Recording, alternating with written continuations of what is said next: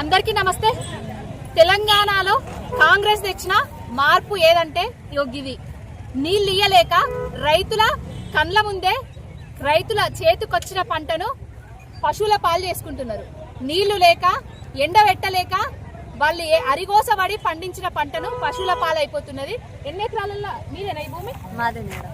ఎన్ని ఎకరాలు? 6 ఎకరాలు. 6 ఎకరాలు. ఎంత పెట్టుబడి ఎంత అయింది? పెట్టుబడి ఎకరానికి 70,000 80,000 అయినాయి.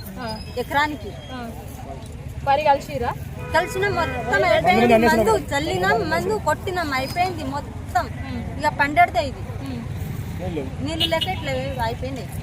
అసలు ఇట్లా కరువు చూసిరా మీరు? కరువు లేదు మేడం, కరువు లేదు. ఈ సంవత్సరమే 10 ఏళ్ల నుంచి కేసీఆర్ గారి పాలనలో కరువును చూడని నేలలా కరువు తాండవిస్తుంది, విలయ తాండవం ఆడుతుంది. ఎందుకు చెప్తున్నా అంటే 6 ఎకరాల పంట పొలాన్ని వరి నాటేసి చేతికొచ్చిన పంటను బర్రెల పాలు, ఆవుల పాలు, పశువుల పాలు చేసుకున్నారు రైతన్న. మరి ఆ పెట్టుబడి సాయం ఎవరు ఇస్తారు?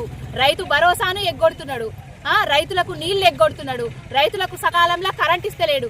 రైతుల పంటలకు నీళ్ళేమో దేవుడెరుగు గాని రైతులకు తాగేతందుకు కూడా నీళ్లు లేవు అని అంటున్నారు. ఇది తెలంగాణలో కాంగ్రెస్ తెచ్చిన మార్పు.